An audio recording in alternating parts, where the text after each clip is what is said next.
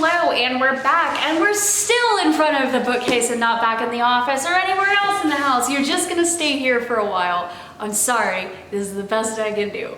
Anyway, today we are back with something a little bit different. We're still talking books, but today we're not talking about my book. I wanted to talk to you about a book that I really enjoyed, and it's called Up Jumped the Devil, and it's by Bruce Conforth and Gail Dean Wardlow. There you go, that's the cover. It's not a very big book, but I wanted to talk to you today about it because I really enjoyed it. I thought it was so good, and I feel like not enough people know about this book, and so we're gonna chat today. Let's go.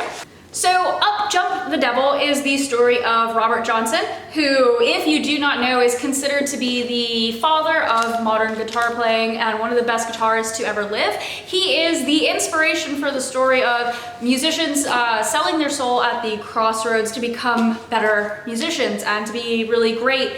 And I mean, that's what inspired the title, Up Jumped the Devil. Who knew?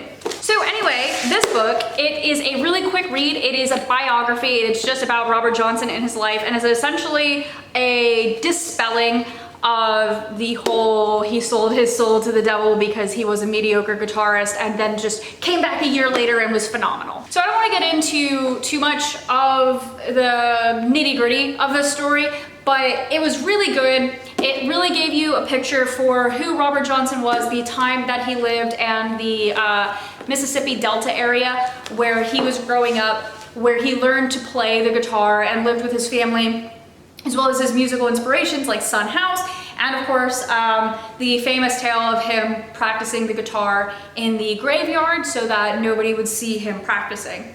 What initially inspired me to pick up this book was because I really have, in the past year, such an interest in wanting to learn to play the guitar.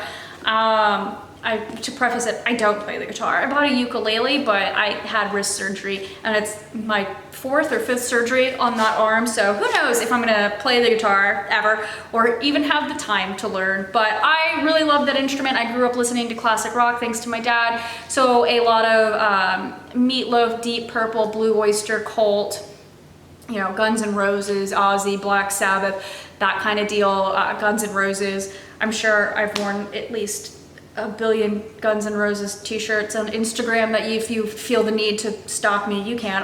That's my favorite band probably. I love Sweet Child of Mine. I can play it on the piano. So actually that's a segue into why I had such an interest in picking this book up, is because I did grow up playing classical piano. I stopped taking formal lessons when I was about 13, I think, and then I just played for fun. So like I said, I learned how to play Sweet Child of Mine on the piano because why not? Anyway, I've always had such a love of music, and it's really inspired a lot of my writing and a lot of my drawing and painting as well. I've always found music to just put me in the headspace to be creative, and when I get stuck, you know, I'll drive around town and I'll just put music on and I'll think of my characters, and I think of them according to the instrument. So I think of like character in my book called Holland, I think of him as violins, whereas I think of Phineas, my protagonist, in terms of drums, guitar, and horns, heavy horn section, very Hans Zimmer-esque sort of sound for him. So when I get stuck writing a chapter, depending on the character that's involved in that plot line is the kind of music I'll turn on, and I found it both relaxing and helpful, and it really gets me feeling more creative. So anyway, that's the backstory of why I picked up a seemingly random book. Everybody who sees me during the day, like family, friends, people I work with and things like that, when they were like, what are you reading? And I was like, oh, it's the biography of Robert Johnson, the greatest guitar player. Nobody knew what I was talking about. So it felt very compelled to make a quick book review video about this. It's probably one of the best biographies that I've read. Sorry, it's been a long day. I've got the hiccups that I'm trying to choke back. So from the background, I don't know if you can tell, there's like no nonfiction behind me. This is like my Harry Potter and Whimsy shelf. The shelf on the other side of the room that you cannot see is all of my nonfiction and history books. So I do read primarily nonfiction, which I think, given my line of work as a fiction author, is probably surprising to a lot of people. But so I read a lot of nonfiction, so I feel very confident in saying this is one of the better biographies that I've read. It's a very quick read.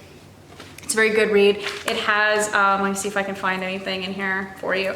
It has like pictures from the day and like pictures of the cities out in the Delta region, the people they're talking about. They have really, really interesting like census information and birth certificates, as you probably can't see anything that I'm showing you. But it's a really in-depth look into this man's life and his music and his inspiration and everybody who he did inspire as well. And if you are a music lover, especially if you like the guitar or just stringed instruments in general, this is a very interesting read. If you like Southern history for the United States, it is a very interesting read about the Delta region in Mississippi and how it kind of became the foundation for the blues. And if you just like reading nonfiction, it's a great book. I definitely would give it 4.5 out of 5 stars. The only thing that would nick off a half a star for me was just sometimes it loaded you down with too much census type information or birth certificate or too much background on people who were ultimately rather inconsequential to the segment that the book was covering, like whatever part of Robert's life it was talking about. Sometimes it just gave you too much information about like his step grandma.